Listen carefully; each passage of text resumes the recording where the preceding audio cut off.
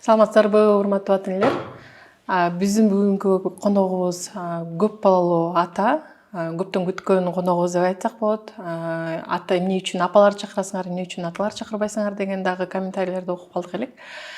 Баарыбызга көпчүлүк ата энелерге белгилүү болгон «Балам мыкты болсун десеңиз» деген китебинин автору, педагогика илимдеринин доктору, доцент Кыялбек Акматов. Жана ошондой эле таалим басма үйүнүн негиздөөчүсү.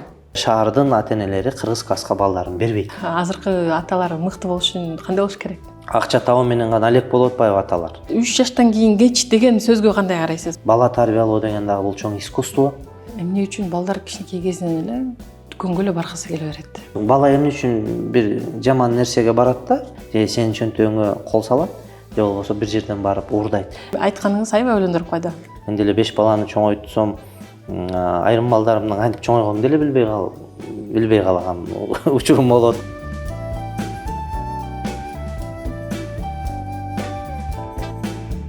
Саламатсызбы? Саламатсызбы? Чоң рахмат чакырганыңызга. Келгениңизге аябай кубанычтабыз, ыраазычылык билдиребиз ушинтип убакытта алып келгениңизге. Сиз 5 баланын атасы экенсиз.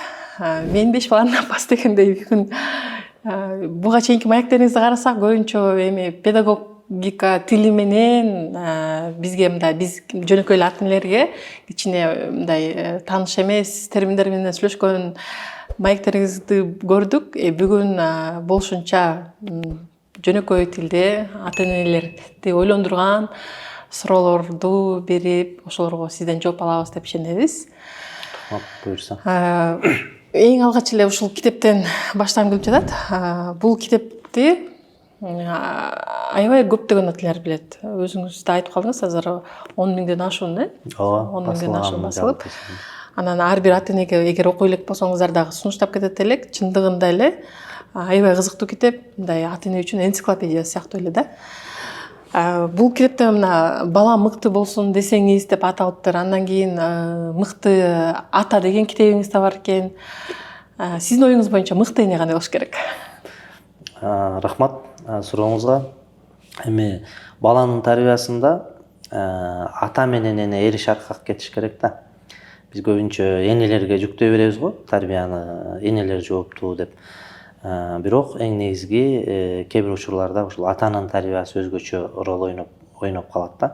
Анан эми эң мыкты эне деген эмне? Эң мыкты деген эне ошол үйдөгү тарбияны, балага берилип аткан тарбияны мындай көзөмөлдөп турган. Ошол жерде атанын тарбиясы жетишпей атабы? Ата менен сүйлөшүп, бир шарт жаратып, балдары менен атаны байланыштырган, атанын тарбиясы ошол балдарга жете турган бир шарттарды жараткан эң негизги күч болуш керек да. Негизинен үйдө бардык таяныч ошол энеге келет, бирок канткен күндө дагы. Демек, мыкты энеге байланыштуу болот атанын тарбиясы дагы. Атаны тарта алуу, балдар менен мамилесин жакшы жолго кое алуу, бул ушу эң мыкты эненин негизги милдеттеринин бири. Биздин коомдо дагы аябай көп таркалганда көбүнчө эне мыкты болсо, энеге көп айтылат да. Анан эмнегедир аталарга атасы жакшы болуш керек, атасынын тарбиясы тууралуу аябай аз айтылат. Бул мүмкүн биздин менталитеттеби? Эми мыкты ата деген түшүнүк боюнча айтып берсеңиз. Азыркы аталар мыкты болуш үчүн кандай болуш керек? Эми баягы жакшы айтып атасыз да, кыргызда ар бир макал жөн айтылбайт да, жанагы энеси жиндинин баары жинди, атасы жиндинин бирөө жинди дейт го. Бул эми жинди деген бир мындай одоно болушу мүмкүн, бирок канткен менен бул деген эмнени айткыбыз келип атат? Үй бүлөдө көбүнчө ошол эне менен бирге көп болгондуктан эненин мүнөзүн, эненин жүрүш турушун, эненин кыял жоругун тартып калат балдар. Анткени кыргызда дагы макал бар го, жанагы ата бул сырткы тон, эне ички тон деп. Ошон үчүн бизде көбүнчө аталар сырткы түйшүк менен боло берип, үйгө көп маани бербей коюшат да. Ошол себептен биз эң мыкты ата деген китеп жазганбыз. Ошол шакиртим, кесиптешим Талантбек Маматов экөөбүз эмне үчүн ата баланын тарбиясына жоопкер болбош керек, анан эң мыкты ата кандай болуш керек деген көбүнчө акча табуу менен гана алек болуп атпайбы аталар. Акча табып келсе, баланы бакса, башка учурда балдар менен иш албайт. Эми биз деле мисалы идеалдуубуз деп айта албайбыз, анткени идеалдуу ата эне болуш абдан кыйын. Мен деле 5 баланы чоңойтсом, айрым балдарымдын кантип чоңойгонун деле билбей калган учурум болот да, анткени көбүнчө ошол мамлекеттик жумуш, командировка, акча табыш керек, камсыздаш керек деген. Ошон үчүн кээ бир балдарымды, кичинекей баламды 2 күн 3 күн мындай сүйлөшпөй, баарлашпай калган учурларым да болот. Анткени күндө кеч келесиң, келгенде ал уктап аткан болот. Кайра эртең менен кеткенде уктап аткан болот. Ошентип 2-3 күн көрбөй калган учурлар да болот да. Демек бул башка мен сыяктуу деле башка аталарда деле ушундай болсо керек. Анан ошондо биз жазганбыз Эң мыкты ата деген китепте. Учурдагы бүгүнкү заманбап аталарга балаң менен жок дегенде күнүнө бир жолу, мындай баарлашканга убактың болбосо дагы видео байланыш аркылуу кабарлашып тур. Эми бул айла кеткен деген нерсе да. Күндө өзүңдүн бар экениңди билдирип тур. Себеби атанын бар экенин билсен. Ошону менен сабагын сура, же үйдө эмне жумуш жасап атканын сура, кайсы китеп окуп атканын сура, иш сапарда болсоң. Ушул сыяктуу бир топ Эң мыкты ата деген ошол теманы ачып берүүгө аракеттерди жасаганбыз. Белгилүү эл оозундагы инсандардын ошол өздөрүнүн атасы жөнүндөгү эскерүүлөрүн бергенбиз. Элдик хикаяларды бергенбиз, эл оозунда айтылып жүргөн. Анан биздин аталардын кетирген ошол бала тарбиялоодогу кемчиликтери, алардын эмнелерге жетишпей жаткандыгы, бала тарбиялоодо кандай ошол үй бүлөгө жардам бериш керек, аялына жардам бериш керек, ушул багытта бир топ сунуштарды бергенге аракет жасаганбыз.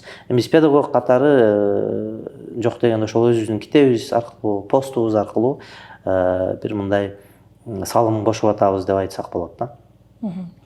Сиз азыр биринчи айтып кетпедиңизби, балага көңүл буруп, видео чалуулар аркылуу дагы байланыштырыш керек деп. Азыр негедир Маргуландын айтканын эстеп кеттим да. Аял кишиге убакыт бөлүү деген сөзсүз түрдө гүлдөрдү, таттууларды алып келип эмес. Эгерде жумушта бошобой жатсаңар, жөн эле СМС жазып сурап койсоңуз да ошол көңүл бөлүү деп аталат. Ошондой эле азыр аябай маанилүү нерсе айтып кеттиңиз да. Ошону бизде угуп жаткан аталар өзгөчө маани берсе деп айтат элем да. Чындап эле сиздин сөзүңүздө чоң чындык бар. Ошол убакыт болбосо дагы ошол телефон чалып, видео кабар алып турса дагы бала мен атамдан көңүлүм буралат экен.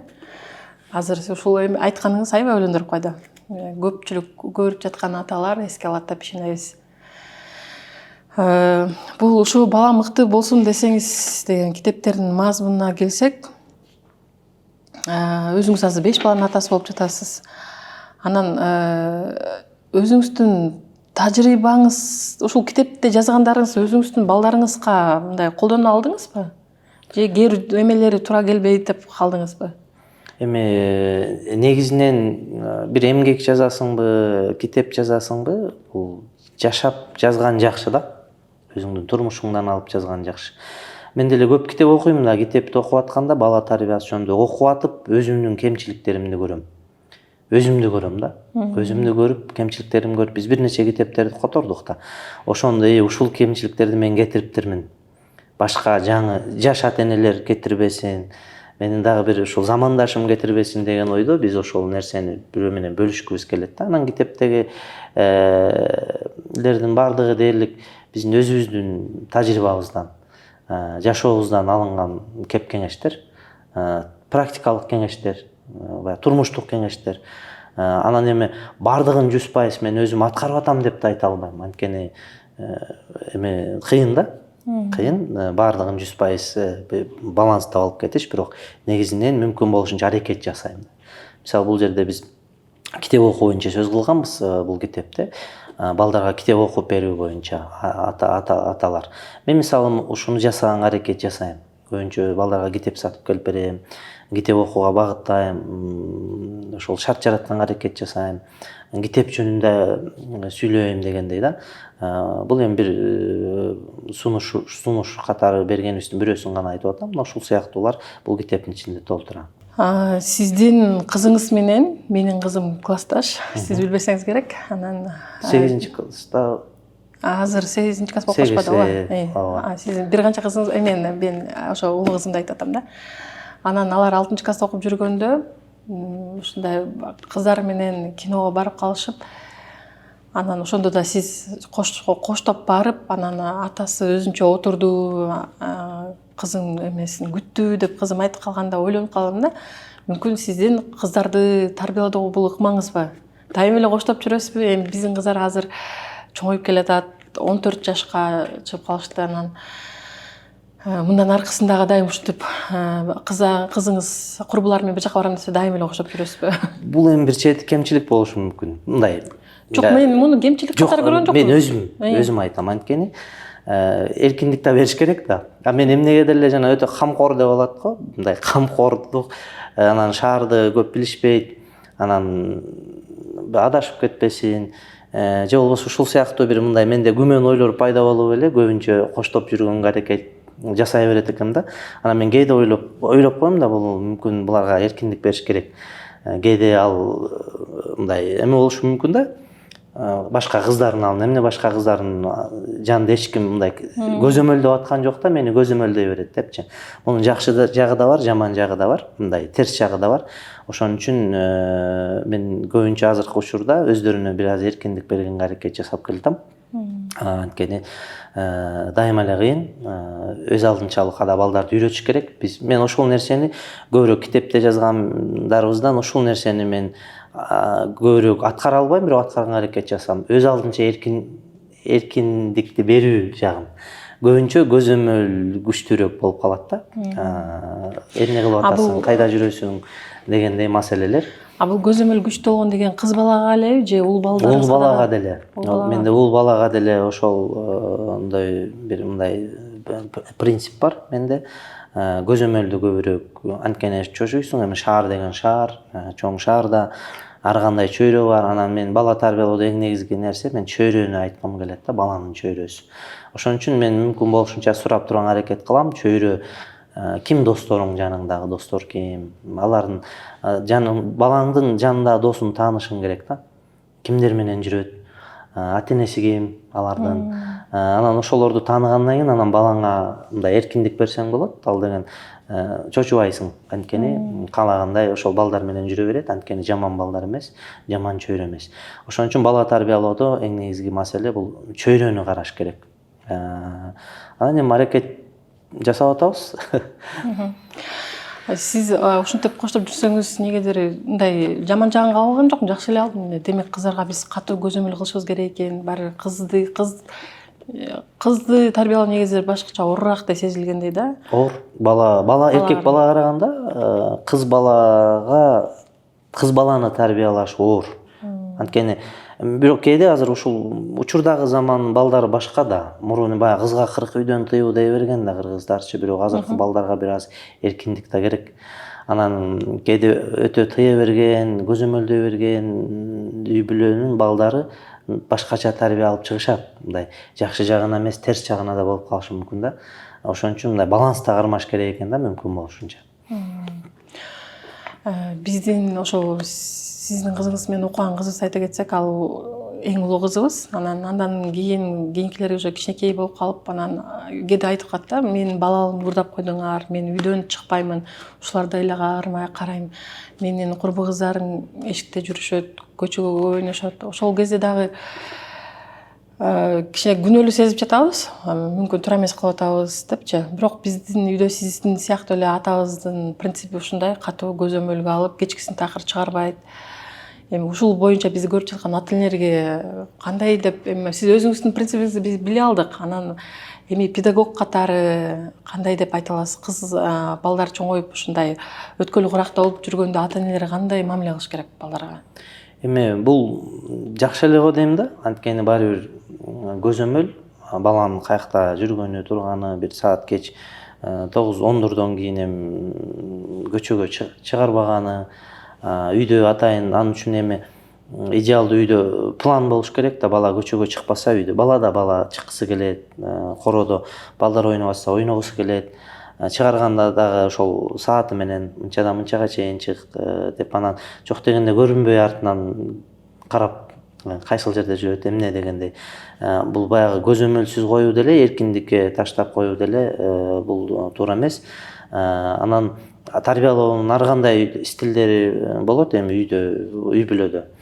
Бирок бул өткөн мезгилде кыз баланы тарбиялап атканда сөзсүз түрдө ошол көзөмөл керек. Муну биз эле эмес, бар психологдор, педагогдор деле айтат. Жада калса ошол айтпадымбы, жана эле ойноп аткан достору. Азыр бизде кээ бир эми ушундай заманбап шартта ата-энелер айтат да, баланын телефонун ичин ачканга, чукуганга мүмкүн эмес, анын жеке бир эмесине кирип атасың дейт да. Бирок чек арасына дейт. Анан мен ойлойм, кээде убакыт болгон учурда бала менен кошо отуруп эле телефонун бир сыйра карап, мисалы 9-класстагы, 10-класстагы балдар ар кандай окуяларды көрүп атпайсызбы? Кел мен текшерем деп эмес, башка бир кичине шылтоолор менен кел, могул тиркеме барбы сенде, же бул тиркеме барбы сенде деген бир эмелер менен анан ошол соцсеттердеги WhatsApp дейли, Telegram дейли, башкаларын бир сыйра көз жүгүртүп койгонго, эгер бир мындай шек туулган бир нерсени байкап калсаң, акырын билдирбей сураганга эмнеге болбосун. Анткени чындыгында учурдагы балдарды тарбиялоо кыйын, айрыкча шаардын балдарын тарбиялоо кыйын. Ошол бизде деле чоң кызым менде деле чоң кыздын үйдөгү чоң баланын түйшүгү татаал да. Анткени биздин чоңубуз деле көбүрөөк бала багышты, ойногон жок дегендей. Көп сабактан калат, анткени бала ооруса эле аны больницага алып барыш керек, караш керек. Ошон үчүн чоңдун түйшүгү абдан оор. Биз деле кээде айтып калабыз, эми балалыгын уурдап койдук деп айтабыз, бирок ошол чоң үй бүлөнүн чоңу абдан токтоо, турмушка бышкан болуп чоңоюп бой жетет да. Мындай практикадан көп байкап калам. Ошон үчүн баланы көзөмөлдөш керек, бирок орто чеги менен абдан байкап. Эми кичүү балдарга келсек, сиз кичүү балдарыңызга жомок окуп бересизби? Жомок эми дайыма окуп берем деп айта албайм. Бирок китеп алып келип бергенге анан көбүнчө апасы окуп берет, үйдө көбүрөөк болгон. Анан китепти алып келип эле белекке бир оюнчук алып келсем, бир китеп кошуп келгенге, китеп сатып бергенге аракет жасайм. Анан ар бирине бул китепти берип коем, китепти балдарыма. Бул китепти окуп, мага кайра айтып бересиң. Муну бир айда окуп бүтөсүң, муну 15 күндө окуп бүтөсүң деп, мындай өзүм китептерди берип турам балдарга. Анан кичинекей балдарга китеп окууну биз азыр китеп чыгардык, Талим басма үйү, Казакстандын мазмундама басма үйү менен бир долбоорубуз бар болчу. +3 деген 3 жаштан баштап балдарга ошол китеп окутуу боюнча. Ушул китептериңизби ошондо? Бул китептер ошол адептүү балакай деп аталат. Сиздин колуңуздагы китеп. Бул жерде 10 китеп бар. Бул эми туугандык байланышка байланыштуу китептер, мисалы ата, апа, чоң ата, чоң эне, ага, жеңе, сиңди, таяке, дос, мугалим деген китеп, 10 китеп. Бул китепти эми +3 деп 3 жаштагы бала китеп окуй албашы мүмкүн. Бирок биз китептин башында нускама деп ата-энелер үчүн жазып койгонбуз. Эгерде балаңыз тамга тааныбаса окуп бериңиз депчи. Анан адептүү балакай деген хэштег менен ушул китепти окуп бере баштагандан кийинки же балаңыздын таасирлери жөнүндө кичинекей постторду Facebook баракчаңызга жарыялап туруңуз деген. Абдан сонун китептер, сүрөт, жалаң эле сүрөт, болгон диалог. Мисалы Таяке деген ким? Ошол Таяке менен кичинекей бир окуя. Аябай жөнөкөй тил менен жазылган. Ушундай контенттер бизде жок да. Контенттер жок. Бул деген адептүү балакай деген китеп. Ал эми могу адептүүлүк алипеси деген китеп. Бул адептүүлүк алипесинде 5 китеп бар ичинде, комплектте. Бул дүкөндө, көчөдө, мектепте, оюн аянтчасында, үйдө деген китеп. Дүкөндө кантип жүрүш керек, үйдө кантип жүрүш керек, көчөдө кантип жүрүш керек деген бул деле ошол сыяктуу китептер. Жалаң сүрөт. Ал эми бул сыйкырдуу сөздөр баланын ошо кичинекей мезгилинен мисалы мен кичинекей кызым азыр эми 2 класс болуп калды. Кичинекейинен эле ошо 3 жашынан апасы үйрөтүп койгонбу же билбейм, келип эле тынбай мен жумуш ордумда отуруп үйдө комнатада иштей берсем, ата мен сизди жакшы көрөм деп эле ар бир жарым саат сайын келип кучактап өбүп кете берет да. Азыр деле ошол адаты калып элек, ата мен сизди катуу жакшы көрөм дей берет. Анан ошол кичинекей кыздарды кичинекейинен ошол жакшы сөздөрдү айтууга үйрөтүү, жанагы айып этпе, кечир, анан өтүнөмүн, рахмат деген 4 сөздү үйрөтүү кичинекей баланын кичинекей кезинде. Бул дагы ошол атайын кооз сүрөттөр менен, окуялар менен даярдалган. Балдарды сылык болууга үйрөткөн. Сылык болууга үйрөткөн. Демек бизде балдарга арналган китептер жок да, ушул сыяктуу. Мен мындай контент жок кыргыз тилинде.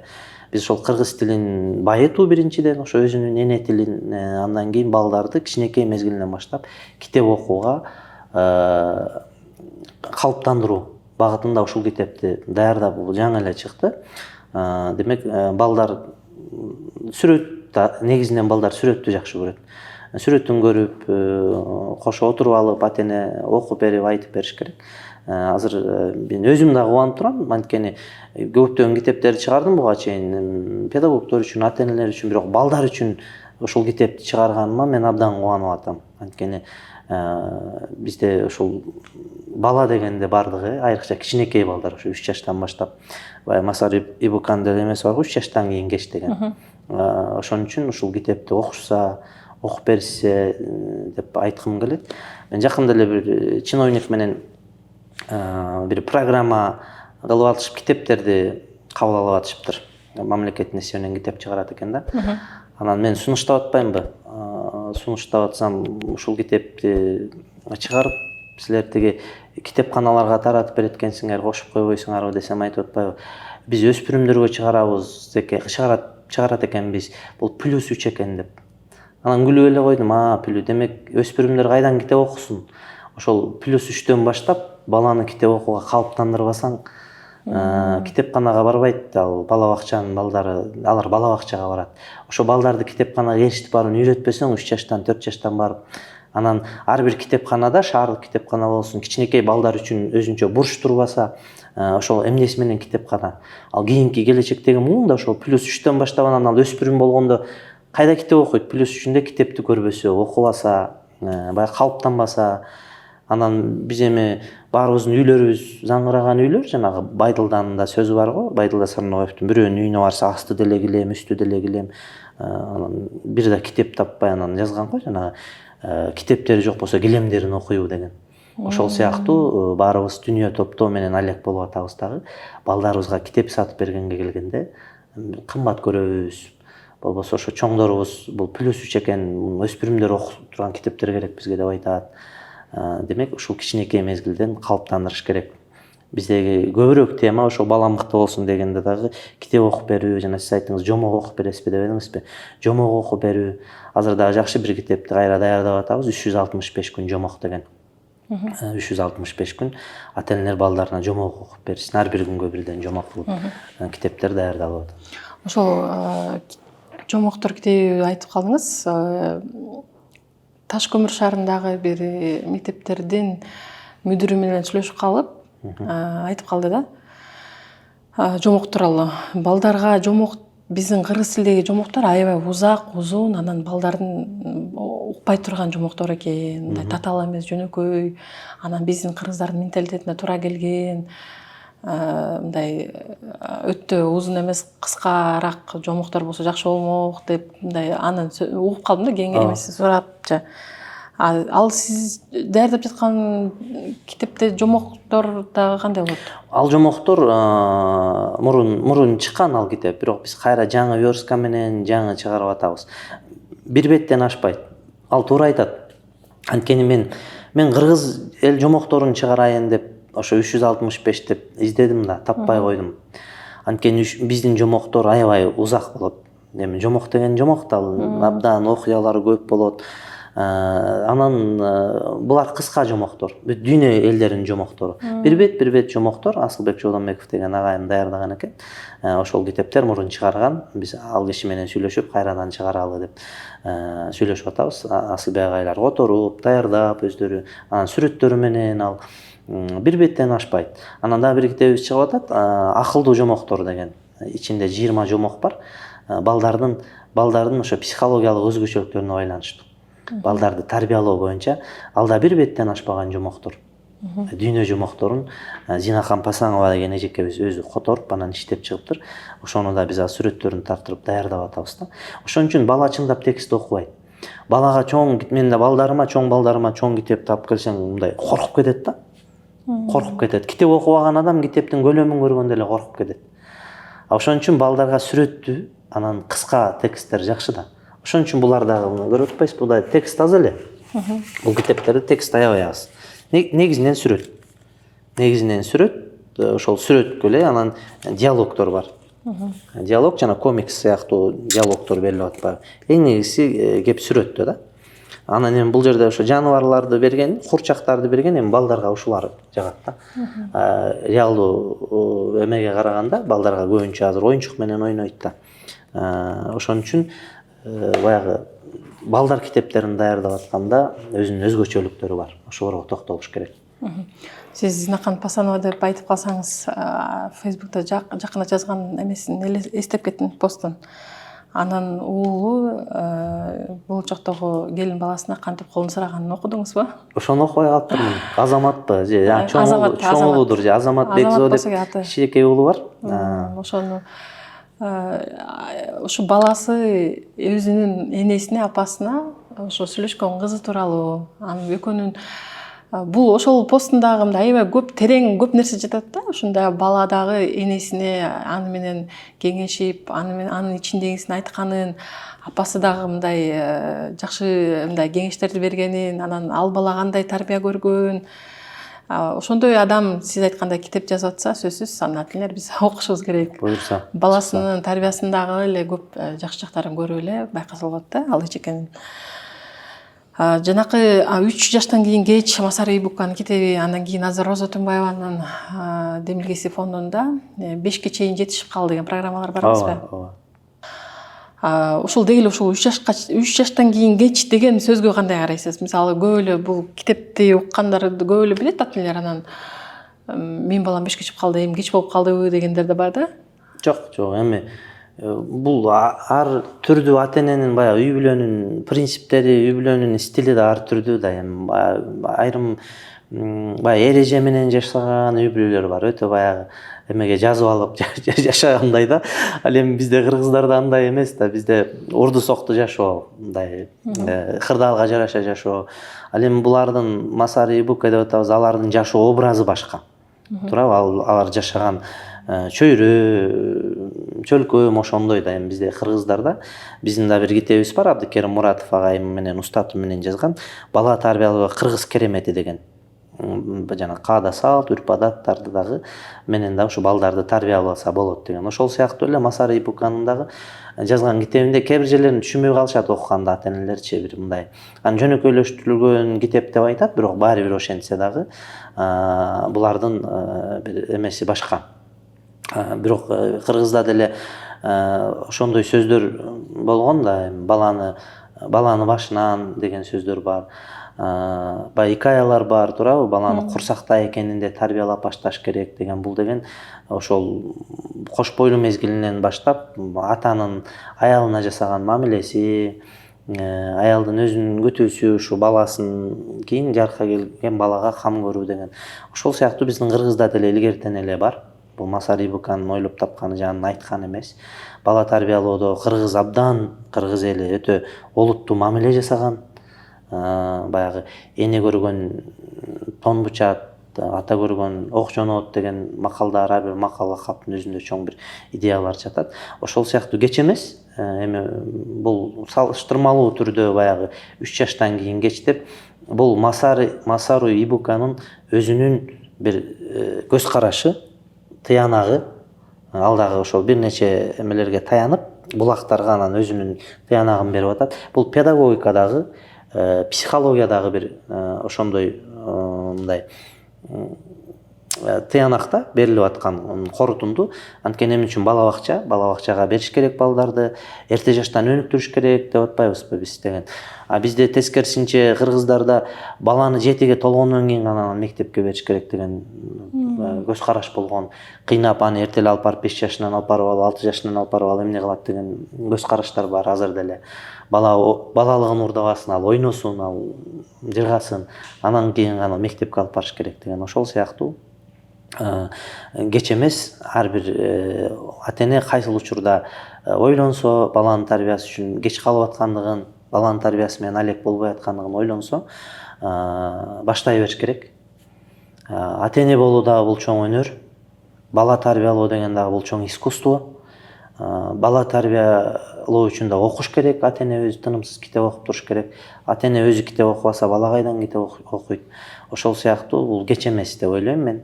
Кайсыл 5 жашпы, 6 жашпы, 7 жашпы ата-эне кайсы маалда эсине келе калса, ой балдарымды тарбиялашым керек экен, мен кеч калып баратыптым десе, баштай бериш керек деп ойлойм да.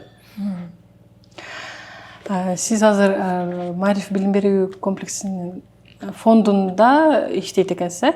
Анан ошол мектепте кыргыз тилдүү класстарда бар эмеспи? Биз көп ата-энелердин арасында байкап жүрөм, мисалы балдары көп эле орус тилдүү болуп чыгып келе жатышат да. Анан мектепке барарына 1 жыл калганда кыргыз тилдүү бала бакча издеп калып, алмаштырып жатышат да. Сиз ушундай ошол мектепте буга чейин дагы мүдүрү болуп иштеп келдиңиз. Ата-энелерге кандай кеңеш бересиз? Мисалы бала орус тилдүү болуп чоңоюп келе жатып, бирок кыргыз тилдүү мектепке берем деген ниети бар болсо, канча жашында ошону көңүл буруш керек да? Бул бизде көйгөй ошол болуп атпайбы? Маариф билим берүү комплекси ачылганда кыргыз класстарды ачабыз деп, кыргызча ачабыз деп башталган да. Бирок шаарда ата-эненин көпчүлүгү орус класска суроо талап абдан көп болуп, анан орус класстар көп ачылып калды да. Анан ошондо да мен абдан аракет кылдым ошол жерде отуруп келген ата-энелерге кыргыз класска баласын берүүгө, үгүттөгөнгө да. Бербейт да баласын. Анан бизде Маарифтин жакшы жагы, Маариф билим берүү комплексинин, Маарифтин негизги принциптери бул ушул кыргыз балдарды өзүнүн тилин өнүктүрүп, өзүнүн менталитетине ылайык тарбиялоо, тарбия берүү. Маарифтин бир өзгөчөлүгү бул тарбия жагын көп колго алат да. Анан ошондо ата-энелер менен эч бир келише албайбыз. Баардыгы орус тилдүү. Ошол эле кыргыз үй бүлөсүнөн келген бала кыргызча түшүнбөйт, такыр түшүнбөй калган. Анан бирден класс ачтык, параллелдүү класстар жок. Мисалы азыр кызым быйыл 11-классты бүттү, ошолор бир 4 бала болчу. 4 класска дагы Маариф көздү жумуп бирден кыргыз класс ачыш керек деп. Анын дагы менин кызым бирөөсү бир информатика эжекенин баласы, дагы бир мугалимдин баласы ушундай. Кыргыз класска биз эле бердик. Башка шаардын ата-энелери кыргыз класска балдарын бербейт. Бирок кийин анан алар көбөйүп, азыр эми 6-7 болуп бүттү, бирок кийин бир параллелдүү 2 класс болуп калды кыргыз класстар. Акыркы учурда жандана баштады. Балдарын кыргыз класска бергенге, кыргыз бала бакча издегенге, кыргыз бала бакча дегендин өзү жок да. Бул демек балдар эмнеден кооптонуп атат? Ошол эми баягы кыргыз тилин билген бала баары бир ошол чөйрөдөгү адамдар менен кыргызча сүйлөгөн адамдардын баары өзгөчөлүгү болуп калат да. Ошон үчүн баланын тарбиясынан кооптонуп, анан эртең ушул өзүнүн тилин жоготуп алуудан кооптонуп азыр аракет жасап жатышат ата-энелерге. Бул эми биздин баягы бала орусча билбей калат деп көпчүлүгү биз өзүбүз орусча билбей калдык, балам орусча билсин деп берген учурлар көп кездешет. Балам орусча сүйлөсүн деп анан орус мектептерге сүдүрөп жүрө беребиз да. Ал эми ойлойм, жакынкы жылдарда буюрса кыргыз бала бакчалары, мектептер көбөйөт. Ата-энелер ойлоно башташты, түшүнө башташты. Кыргыз мектептер ачылат. Жеке кыргыз мектептер, мисалы Креатив Талим деген мектеп, жападан жалгыз жеке мектеп, ушул мектеп болчу. Балдарды кыргыз тилинде сабак берген. Жеке мектеп ачсаң, эми бизнес да. Кыргызча ачсаң эч ким барбайт, банкрот болосуң деген түшүнүк болгон да эми бизнесмендерде. Азыр эми тескерисинче мен жакында эле жарыялардан көрө баштадым. Кыргыз класстар бар деп, Ломоносов деген мектеп. Аты Ломоносов, орус мектеп, анан кыргыз класстарды ачып атканы бул демек жакшы көрүнүш көбөйө баштаганбы деген демек ой суроо келип талап атат. көбөйө Суроо баштаса. талап көбөйө баштаганбы деген ой келип атат да. Анан эң негизги эмне үчүн баланы үйдө баягы ал деле ата энеге байланыштуу да, ошол үй бүлөдөгү теле берүү болобу, интернетте материалдар болобу, кайсы контентти көрүп атат, кыргызчабы, орусчабы. Биз балдарыбызга контент жок болуп калып, жанагы мультфильмдер жок же башкалар жок, алар орусча эле өздөрү үйрөнүп алып атат. Ошого окшогон китептер жок, сатып алып берейин десең баардыгы орусча. Ошон үчүн бул ата энелер дагы өздөрү кам көрүш керек. Ошондо эми баланы эми сиз жана айтып атпайсызбы, өзүм тил билбесем балам ушу билсин. Көп дагы ата энелер да бар да, эгер бала орус класста окуса тың болот деген дагы ушундай түшүнүк болгон да илгертен бери. Анан эми баласы азыр эми орус тилдүү болуп чоңоюп келатат, мектепке бара элек. Ошол мектепке 1-класска чейин барганга чейин канча жыл мурун башташ керек кыргыз тилдүү бала бакчага бергенде? Тилин мисалы орусча сүйлөп келип эле 1-класс кыргыз класска берип койсок аябай кыйналат да, такыр эле эчтеке түшүнбөй калат. Эми буга чейин ошондой болду да. Ал орус бала бакчада жүрдү, үй бүлөдө орусча сүйлөшөт. Эми мындан кийин ойлонуп кыргызча тилин өнүктүрөйүн деп атса, анда кыйналса да бериш керек кыргыз класска.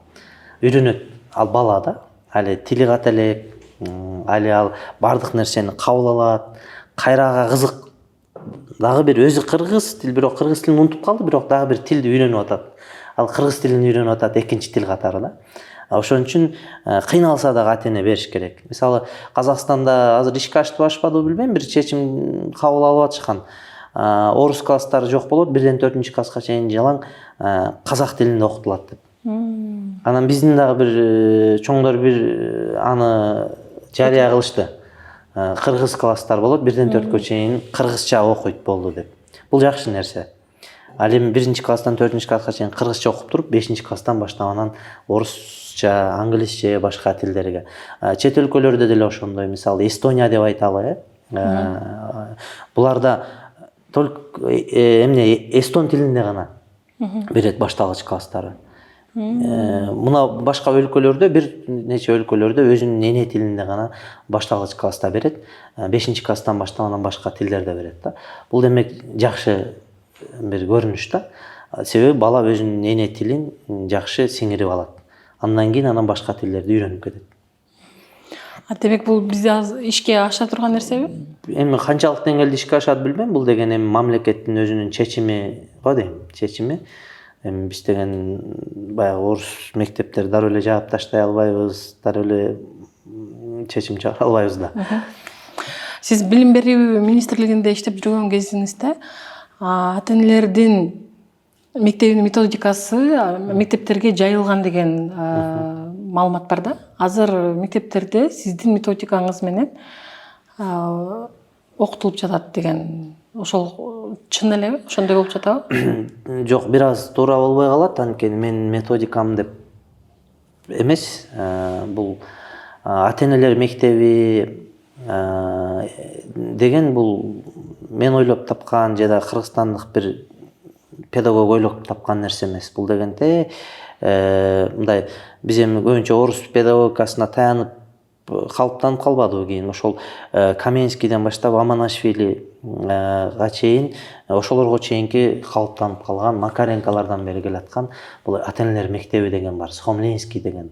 Бул бүгүнкү нерсе эмес да. Биз болгону ошолордун эмгектерине таянып эле андан кийин ошол ага биздин өзүбүздүн менталитетти айкаштырып, баягы кыргыз жаранын тарбиялоо боюнча өзүбүздүн бир топ концепцияларды алып, бир топ Кыргызстандын мугалимдерин, Кыргызстандын илимпоздорунун менен биргеликте ата энелер мектебинин программасын иштелип чыгып, ошол мектеп программа анан мектептерге берилген да. Ошолордун негизинде бир топ райондордо мектепте ата энелер каанасы түзүлүп, ата энелер мектебинин программасы жайылтылып, ата энелер чакыртылып, окутула баштады да. Мен деле Ош шаарында иштеп жүргөндө Жетиген мектеп лицейинде директор болуп иштедим 4 жыл. Ошол жерде биз 1 жыл бою ата энелерди окутчубуз. Каалаган ата энелерди. Келип бир ай мектепке бош убактысында ишемби күндөрү келип алар окуп кетишет. 3-4 саат мектепте болушат. Кээде балдар менен кошо иш чараларды уюштуруп беребиз, кээде бир психологду чакырып беребиз, бирде дарыгерди чакырып беребиз. ушул сыяктуу кеп кеңештерди айтышат, тест тапшырышат, китеп окуу конкурсу болот. Кээде тамак аш жасап беребиз. Ушул сыяктуу кылып ата-энелерди мектепке тартып, аягында белек бечкектерибиз менен курстун бүтүрүш деген сертификатты берип узатат элек да. Ошол сыяктуу эле бул мектептерде мындай калыптанып, салтка айланып калды. Көп мектептерде бул программа ишке ашып атат. Менин методикам эмес. Болгону менин милдетим ошол болчу. Анткени ошол билим берүү министрлигинде иштеп жатканда ошол башкармалыктын негизги милдеттеринин бири ошолорду көзөмөлдөө болчу. Биз болгону көзөмөлдөп, мектептерге жеткирип, иштеп чыгуусуна мындай шарт түзүп бердик да. Эми ошол ата-энелер мектебинин методикасын мектептерге эле гана эмес, бала бакчаларга дагы колдонуу боюнча мүмкүн сиз ошо билим берүү министрлигинде иштеп кеткен инсан катары сизден сураганыбызда, ошол дагы бала бакчаларда дагы колдонулатыбы? Сөзсүз. Программа барбы? Сөзсүз. Ал программанын ичинде бала бакча да бар. Бала бакчадан ар бир класстыкы бар болчу өзүнчө. Анткени бала бакчада көбүрөөк ата-энелер менен иштөө көбүрөөк мектепке караганда. Ал кичинекей балдар да 1,5 жаштан баштап 6 жашка чейинки, 5 жашка чейинки балдар ата-энелер көбүрөөк ошолорго барат. Биз эми мисалы 8-9 класстагы балдарыбыз менен анча деле иш албай калабыз да, билесиз. Ага караганда мисалы 3,5 жаштагы балабыз менен 3 жаштагы, 2 жаштагы, 5 жаштагы эмне болсо ошолорго баарын арнайбыз. Ошол сыяктуу ата-эне дагы бала бакчага көбүрөөк барат. Бала бакчада дагы ошол ата-энелер менен иштөөнү жолго коюш керек да. Сөзсүз түрдө бул жерде кичине илимий негизге да таяныш керек. Ал жерде психолог болуш керек ар бир мекемеде. Ата-энелерди, психологдордун кеп кеңештерин угуп туруш керек, лекцияларын угуп туруш керек дегендей да. Иш-чараларды тынымсыз уюштуруп туруш керек. Кээ бир бала бакчалар, мектептер мындай закрытый, жабык да, ата-энени киргизбейт да. Ата-энени киргизбейт, мисалы бала бакчага эмне үчүн? Анткени алар ошондой иш-чараларды өздөрү өткөрбөйт.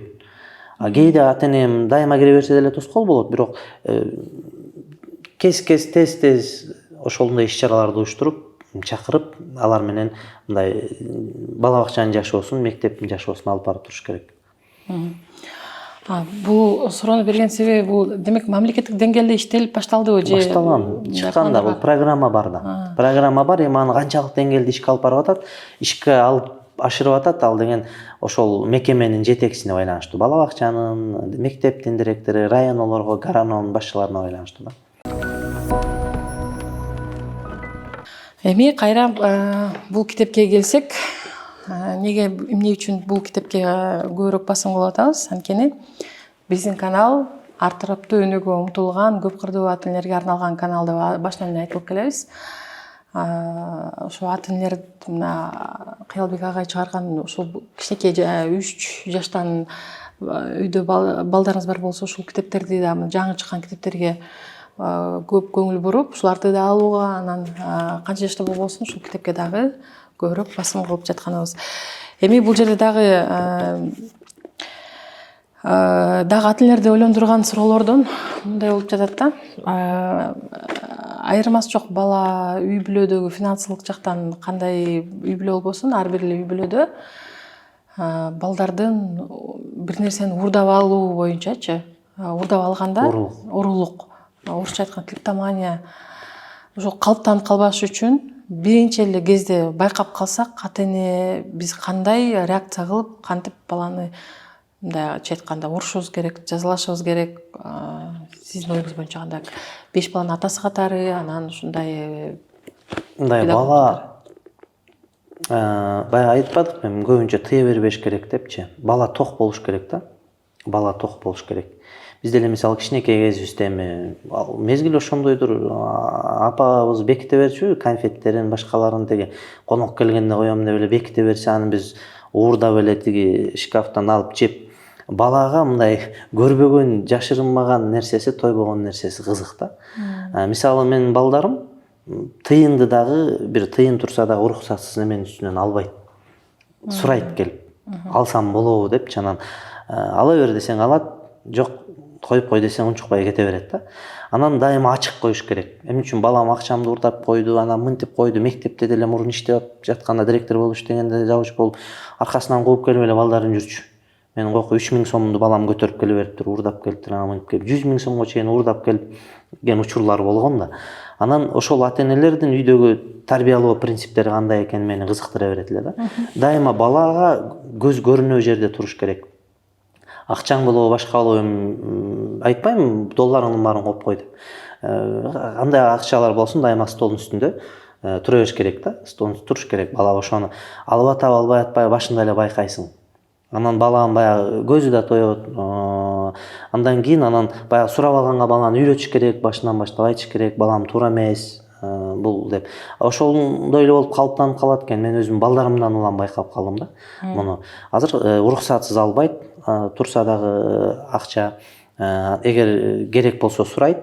Кээ бир учурларда мен угуп калам да, ошо алып коюптур. Анан демек мурунтан ошол балдардан дайыма бекитип, тыйып, кокуй муну балам алып албасын, муну уурдап албасын деп ар жерлерге катып жүрө берген. Бир балага кызык да, балага деле муну ачпаган, буга тийбегин деп бир нерсени коюп койсоң, бала ошону ачып көргүсү келе берет. Ошонун баягы ичин эмне бар экен деп. Ошон үчүн дайыма баланын көзүн тойдуруш керек. Көзүн тойдуруш керек. Тамакка деле, башкага деле столдун үстүндө дайыма бардык нерсе жайнап тура бериш керек. Шоколады болсун, башкасы болсун, өзү деле көзү тойгондо бала жебей калат. Анан демек бул айтыш деле кыйын бир чети. Дайыма эле ушундай боло берсе кандай болуп калат. Анан баланын бул психологиясынан дагы болот. Ошондой учурлар байкалып калган болсо, акырын ал урушпай, урганда, башка кылганда эч бир баягы чапкан менен көз чыкпайт дейт. Ал эч бир майнап бербеши мүмкүн. Акырын сүйлөшүү жолу менен. Анан өтө болбогон учурларда ошол психологдор, атайын адистер дагы бекеринен адис эмес да, адистерге да кайрылып бул маселелерди чечсе болот. Бирок эң негизги нерсе бул үй бүлөдөгү тарбияга байланыштуу. Ата-эненин балага жасаган мамилесине байланыштуу. Биз бул китептерде деле бергенбиз ошол нерселерди. Канткенде ошол пайда болуп калат балада. Эгер мисалы эми ошону үйдө ата-эненин тарбиясынан көз каранды атпайсызбы? Эми бала мисалы уурдап алды дейлик, мисалы кошелёкто 7000 сом болсо, 1000 сомун уурдап койгонун билип жатабыз. Биздин реакция кандай болуш керек? Унчукпай койбойбуз да. Эми биздин реакция болбойт. Бала менен эмне үчүн алды ошол акчаны? Эмнеге жумшады? Мүмкүн сен акча бербей койгонсуң. Бала эмне үчүн бир жаман нерсеге барат да, же уурулукка барат, бир жака барат.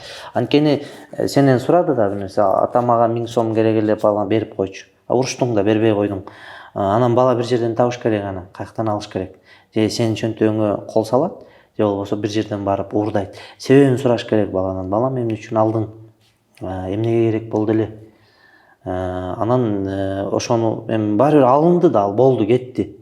Кеткенден кийин эми экинчи кайталанбасын балам, эмне керек болсо мындан кийин сурап ал, мен берем сага. Анан ата-эне да өзүнүн кемчилигин сезип калат. Демек балага ошол айткан бир нерсеге муктаж болгон учурда ошону канааттандырбай койсоң, бала сөзсүз түрдө керек да балага ал. Ошону сөзсүз аткарыш керек болду, кайсы бир жерден жол издейт да. Мисалы бала мээрим көрбөсө бирөөдөн деп кыз балдарды айтабыз го, эми башка мээримди башка жактан издейт деп. Ошол сыяктуу эле биздин өзүбүздүн бир кемчилигибиз болушу мүмкүн ал. Анан себебин сурап, тактап, жакшынакай эле жол менен кыйкырып, бакырып, ызы чуу жолу менен эмес, мындай чечкен аракет жасаш керек. Анан байкаш керек, бул бир эле жолу болдубу, эки жолу болдубу, 3 жолу болдубу. Анан өнөкөткө айланып баратса, анан дагы башка бир жолдорун издей башташ керек. Ошол адиске кайрылуу дедик, же башка жолдорун. Азыркы ата-энелерди ойлондурган дагы бир маселе бар. Эмне үчүн балдар кичинекей кезинен эле дүкөнгө эле баргысы келе берет. Күндө көп эле ата-энелерди сосармакта да байкап жүрөбүз. Магазин дей беришет. Ошо магазин жок, кантип үйрөтөбүз дегендей. Ушул боюнча сиз кандай кеңеш бере аласыз? Бул кыйын го. Анткени баланын жакшы көргөн жери ошол дүкөн да. Баланын жакшы көргөн жери дүкөн. Анткени дүкөнгө кирсең бүт таттуулардын бардыгы бар дегендей. Мисалы балдарды эс алууга алып чыксаң, жана чоң бизнес центрлерге, оюнчук дүкөнгө сөзсүз кирип, оюнчук алгысы келет. Бул эми балалыктын доору. Жана балалыгын уурдабайлы деп атпайбызбы? Эми дүкөнгө кирип, бала көрүп, ошол жерде дүкөндө кооздук ал деле дүкөндөгү ар бир нерсе турган текчелерде тизилип турган нерселер, ошол жердин зыяндуу зыян эместерин балага кээде түшүндүрүп, мисалы жана чипсini жедирбейли деп атабыз, эмнени ичирбейли деп атабыз, буларды жегенге болбойт, ичкенге болбойт, муну жесе болот. Анан дүкөнгө киргенде балага кичинекей акчаңдын жетишинче, акчаң болбосо бир нерсени балага карматып чыккан, бул жакшы нерсе да. Муну тыюу дегенге мен кошулбайм.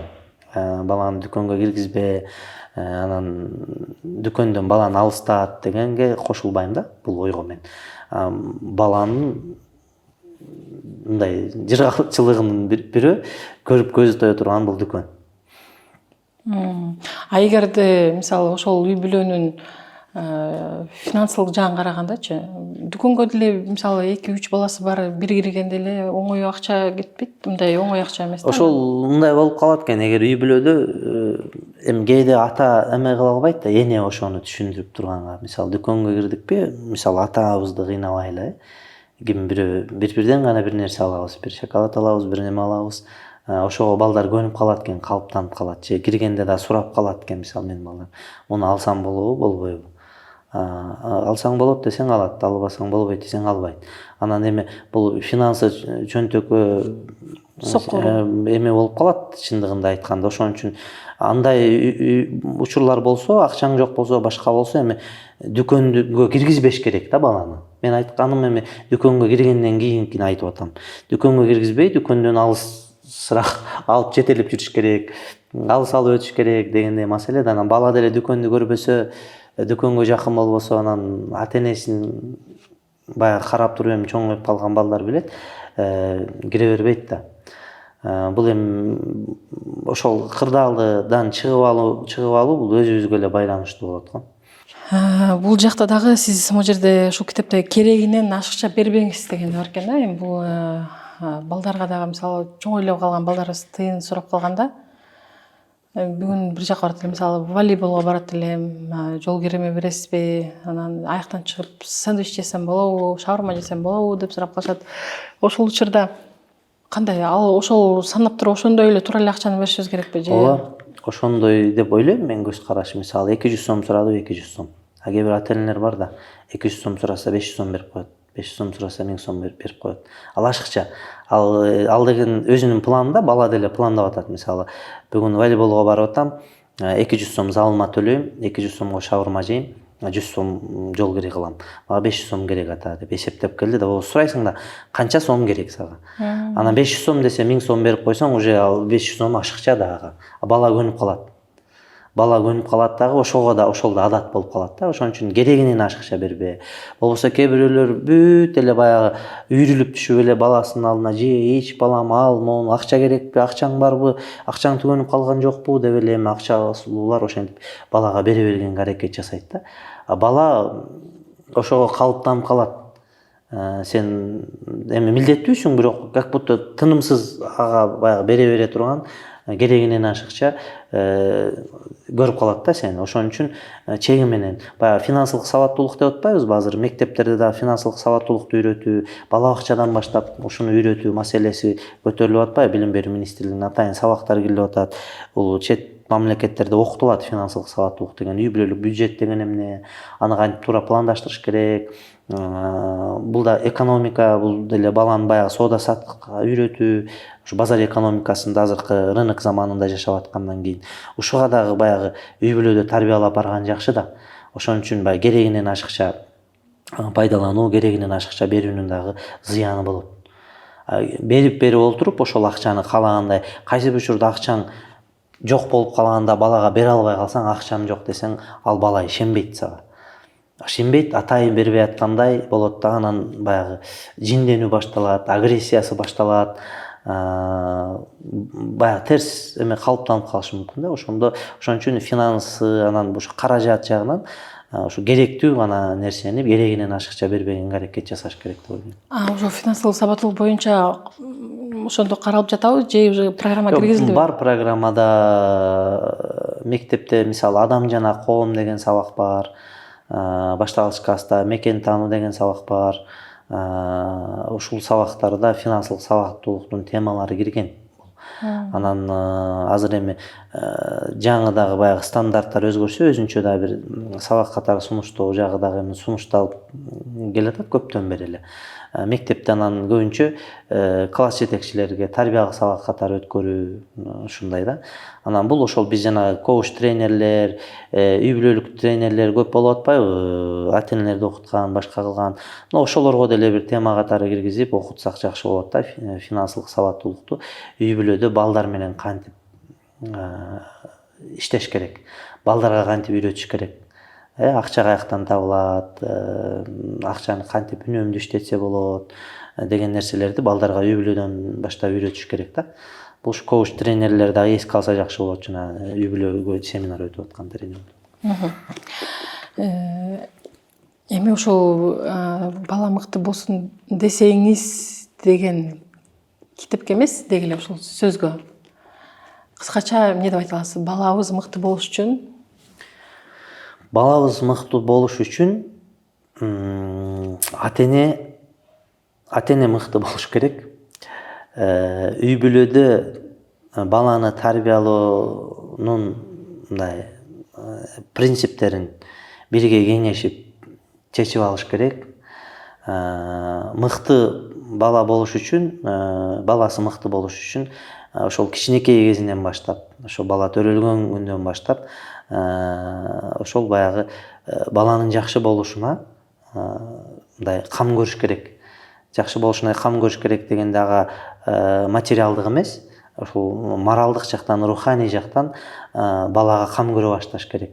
Ошол китеп окутуу, балага таалим тарбия берүү, ушул багытта баланын чөйрөсүн калыптандыруу, балага жакшы бала бакча, жакшы мектеп, жакшы достор, ушул сыяктуу маселелерди ата эне эске алыш керек.